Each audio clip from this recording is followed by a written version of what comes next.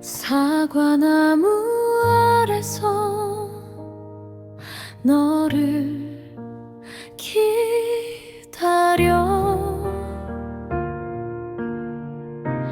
별빛에 젖은 잎사귀들 속삭이고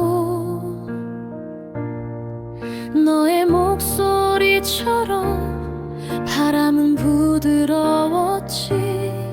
기억 속에서 넌 여전히 웃고 있어. 나지막히 부르던 내 이름 달빛에 녹아 사라져가.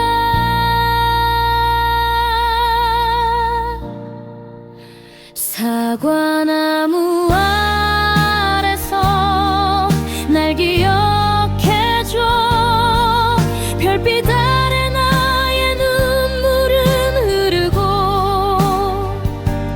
약속했던 우리의 꿈들 어디로 갔니 어디로 갔니.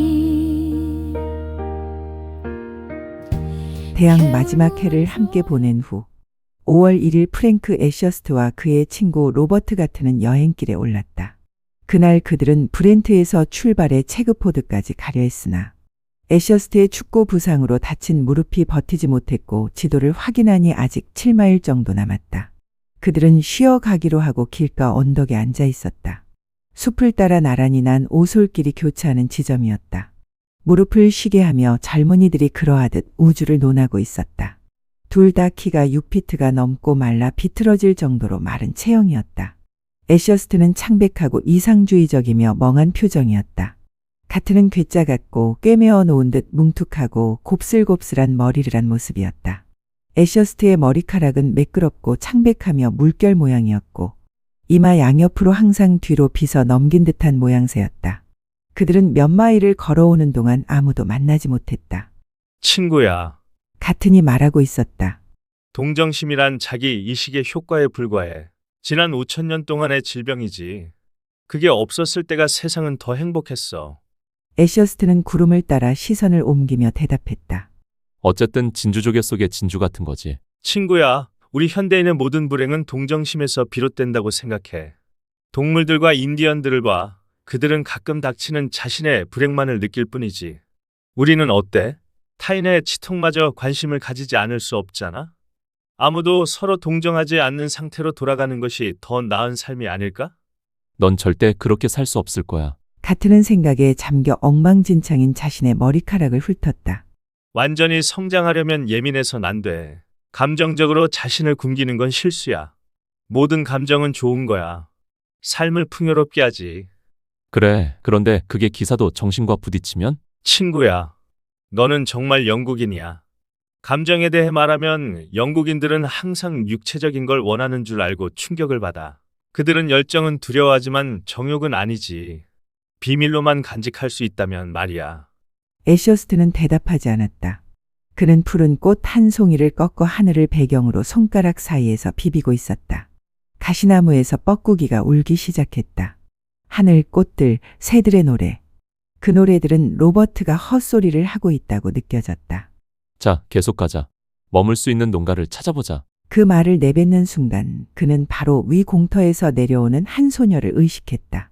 그녀는 숲을 배경으로 실루엣을 드러내고 있었고 바구니를 들고 있었으며 그녀의 팔꿈치 사이로 그 숲이 비쳤다. 아름다움을 보고도 그것이 자신에게 무슨 이득이 될지 생각하지 않는 애셔스트는 참 예쁜 소녀라고 생각했다. 바람이 그녀의 검은 프리즈 치마를 다리에 밀착시키며 낡아빠진 공작새 무늬의 탐 오샨터 모자를 살짝 들어올렸다. 회색빛 블라우스는 낡고 해져 있었고 신발은 갈라져 있었으며 작은 손은 거칠고 붉었으며 목은 그을려 있었다. 검은 머리는 넓은 이마 위로 흐트러져 흩날렸고 얼굴은 짧았으며 윗입술도 짧아 이빨이 반짝였다. 눈썹과 속눈썹은 곱고 검었으며 코는 곧았지만 회색 눈동자는 마치 그날 처음으로 눈을 뜬 듯 경이로움에 젖어 있었다. 그녀는 애셔스트를 바라보았다. 모자도 없이 절뚝거리며 걸어오는 그의 모습이 낯설게 느껴졌을지도 모른다. 커다란 눈으로 그녀를 응시하며 손을 들어 인사를 하며 말했다. 저희가 하룻밤 묵을 만한 근처 농장이 있는지 알려주실 수 있나요? 다리가 절뚝거려서요. 근처엔 저희 농장밖에 없어요. 그녀는 수줍음 없이 예쁘고 부드럽고 맑은 목소리로 말했다. 그곳이 어디죠? 이 아래쪽이에요. 농장에서 우리를 묵게 해주실 수 있을까요? 그렇게 말씀드릴게요. 길을 안내해 주시겠어요? 네, 저를 따라오세요. 그는 말없이 절뚝거리며 걸어갔고 가트는 질문을 이어갔다. 데번셔 출신 아가씨인가? 아니요, 저는 웨일스에서 왔습니다. 켈트족인 줄 알았는데 그럼 아가씨 농장이 아니란 말이죠? 이모의 농장입니다. 그럼 삼촌은? 삼촌은 돌아가셨습니다. 그럼 누가 농사를 짓나요? 이모와 사촌들이 함께 농사를 지어요. 그런데 삼촌은 데번셔 출신이었어요? 네, 여기 오래 살았나요? 7년 정도 살았어요. 웨일스에서 온 뒤로 여긴 어때요? 저는 잘 모르겠어요. 기억이 안 나나 보군요. 아니요. 하지만 달라요. 믿을게요. 애셔스트가 끼어들었다. 몇 살이지? 17살입니다. 이름은? 메건 데이비드예요. 이쪽은 로버트 같은이고 나는 프랭크 애셔스트라고 해. 우리는 체그포드로 가려던 참이었어. 다리가 아프다니 안타깝군요. 애셔스트가 말없이 미소 지었다. 좁은 숲을 지나 내려가자 갑자기 농장이 눈에 들어왔다. 창문이 달린 길고 낮은 석조 주택이었고 마당에는 돼지와 닭, 늙은 암말이 어슬렁거리고 있었다. 뒤쪽에는 짧고 가파른 풀밭 언덕이 있었고 그 꼭대기에는 스코틀랜드 전나무 몇 그루가 우거져 있었다. 앞쪽으로는 사과나무가 가득한 오래된 과수원이 꽃을 피우기 시작하며 개울과 길게 뻗은 들판까지 이어져 있었다. 사선으로 뻗은 검은 눈을 가진 어린 소년이 돼지를 몰고 있었고 집 문가에는 한 여인이 서 있다가 그들을 향해 걸어왔다. 소녀가 말했다. 나라컨 부인 제 이모예요. 길에서 조카 딸을 만났어요. 애셔스트가 말했다. 여행 중 다리가 아파 그러는데 오늘 밤 우리를 재워주실 수 있나요? 나라콘 부인은 그들을 머리부터 발끝까지 훑어보며 대답했다. 방 하나만 괜찮으시다면 가능하겠군. 매건 빈방 준비하고 크림 한 그릇씩 해드려. 아마 따뜻한 차도 원하시겠지? 두 그루의 주목나무와 꽃피는 산딸나무 덤불로 만들어진 현관 같은 곳을 지나 소녀는 집 안으로 사라졌다. 그녀의 공작새 무늬 타모샨터 모자가 장밋빛과 어두운 녹색의 주목나무 사이로 선명하게 비쳤다. 거실로 들어와서 좀 쉬세요. 아마 대학생들로 보이는데. 내 여행길에 산에 올랐다가 이제 내려왔어요. 나라콘 부인은 모든 것을 아는 것처럼 고개를 끄덕였다. 벽돌 바닥에 텅 빈 탁자와 반짝이는 의자, 말털로 채워진 소파가 놓인 응접실은 너무나 깨끗해서 한 번도 사용된 적이 없는 듯했다. 애셔스트는 즉시 소파에 앉아 절뚝거리는 무릎을 두 손으로 감싸 쥐었고 나라콘 부인은 그를 바라보았다.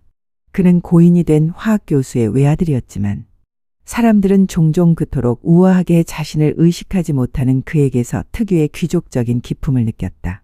목욕할 수 있는 개울이 있나요? 과수원 아래에 개울이 있긴 한데 앉아서 목욕하면 물이 안 닿을 거예요. 얼마나 깊어요? 한 피트 반 정도 될 거예요. 그 정도면 충분하겠네. 어디로 가야지요? 길 따라 내려가서 오른쪽 두 번째 문을 지나면 홀로 서 있는 큰 사과나무 옆에 연못이 있어요. 송어가 있는데 만질 수는 없을 거예요. 그 녀석들이 우리를 더 간질거릴 것 같네요. 나라콘 부인이 미소 지었다. 돌아오시면 차가 준비되어 있을 거예요. 바위로 막아 만든 연못 바닥은 모래로 덮여 있었고 과수원 가장 아래에 있는 큰 사과나무가 너무 가까이 자라서 가지가 물 위로 거의 드리워져 있었다. 잎이 무성했고 꽃이 거의 피기 직전이었는데 진홍빛 꽃봉오리가 막 터져 나오고 있었다. 그 개울은 너무 좁아서 둘은 물가에 앉아서 무릎을 문지르며 바위와 가시나무, 들꽃으로 가득한 야생 초원과 그 너머 평평한 언덕 위에 우뚝 선 너도밤나무 숲을 바라보았다. 모든 가지가 바람에 흔들리고 봄새들이 지저귀며 비스듬한 햇살이 풀밭에 반짝였다. 그는 테오크리토스와 체르웰강, 달과 이슬 맺힌 눈의 처녀를 떠올렸다. 너무 많은 것들을 생각하다 보니 오히려 아무것도 생각하지 않는 듯했고 어이없을 정도로 행복함을 느꼈다. 풍성한 저녁, 달걀, 크림, 잼을 곁들인 차와 사프란 향이 은은한 얇고 신선한 케이크를 즐기던 중 가트는 켈트족에 대해 장황하게 이야기했다. 그들은 땅을 잃은 사람들이었다. 이름을 빼앗기고 언어를 빼앗기고 기억마저 빼앗긴 사람들. 하지만 아무도 빼앗을 수 없는 것이 하나 있었다. 자신이 누구였는지를 잊지 않겠다는 의지. 역사는 언제나 그렇게 작은 기억 하나에서 다시 시작된다. 당시는 켈트 부흥 운동이 한창이었기에 이 가문에 켈트 혈통이 있다는 사실이 스스로를 켈트족이라 믿는 한 사람을 흥분시켰다. 말털 의자에 널브러진 채 곱슬거리는 입가에 수제 담배를 물고 그는 차갑게 빛나는 눈빛으로 애셔스트를 응시하며 웨일스인의 세련됨을 칭송했다. 웨일스에서 잉글랜드로 나오는 것은 마치 도자기에서 토기로 바뀌는 것과 같다고. 프랭크 같은 빌어먹을 잉글랜드인은 당연히 그 웨일스 소녀의 절묘한 세련미와 감성적 깊이를 알아보지 못했지. 애셔스트는 말털 소파에 길게 누운 채 깊이 듣지 않았다. 조금 전 소녀가 케이크를 가져왔을 때의 얼굴이 자꾸 떠올라 아무 말도 들리지 않았다. 마치 꽃을 보거나 자연의 아름다운 풍경을 보는 것 같았다. 그러다 그녀가 살짝 떨며 시선을 내리고 조용히 나가버리던 모습을 기억했다. 부엌으로 가자. 가튼이 말했다. 그녀를 좀 더 보려고? 부엌은 흰색으로 칠해진 방으로 석가래에는 훈제 햄이 매달려 있었다.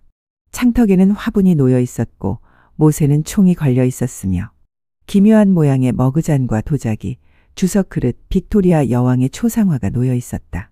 높게 매달린 양파줄 아래에는 평범한 나무로 만든 길고 좁은 탁자가 놓여 있었고 그 위에는 그릇과 숟가락이 놓여 있었다.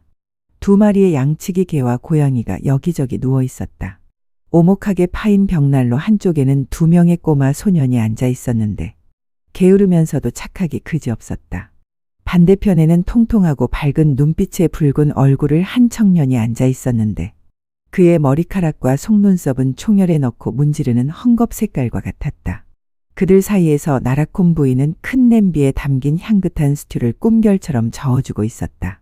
창가에 앉아 코듀로이 바지를 입은 짧고 나이든 깨끗하게 면도한 남자는 낡은 신문을 훑어보고 있었다.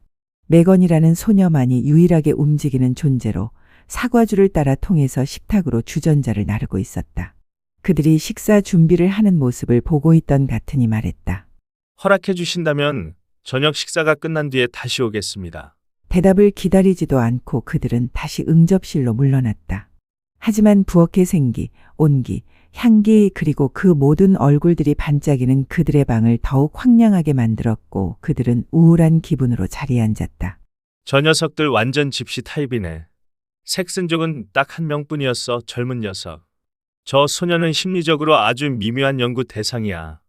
애셔스트의 입술이 꿈틀거렸다. 그 순간 가튼이 바보처럼 보였다. 미묘한 연구라니. 애셔스트 눈에 그녀는 들꽃 같은 존재였다. 바라보기만 해도 기분 좋아지는 존재. 그런데 연구라니. 애셔스트는 혼자 중얼거렸다. 가튼이 말을 이었다. 감정적으로 그녀는 훌륭할 거야.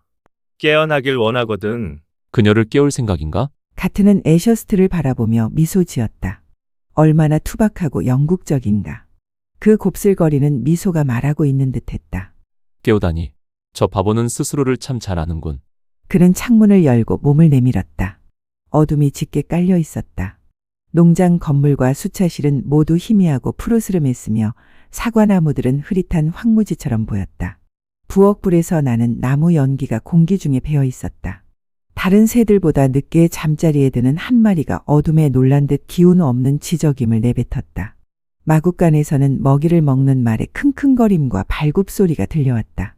저 멀리에는 황야의 윤곽이 어렴풋이 보였고 아직 완전히 빛을 내지 못한 수줍은 별들이 깊고 푸른 하늘에 하얗게 찔러박혀 있었다. 떨리는 부엉이 울음소리가 들렸다. 애셔스트는 깊게 숨을 들이마셨다. 이런 밤에 밖에 누가 나다니다니.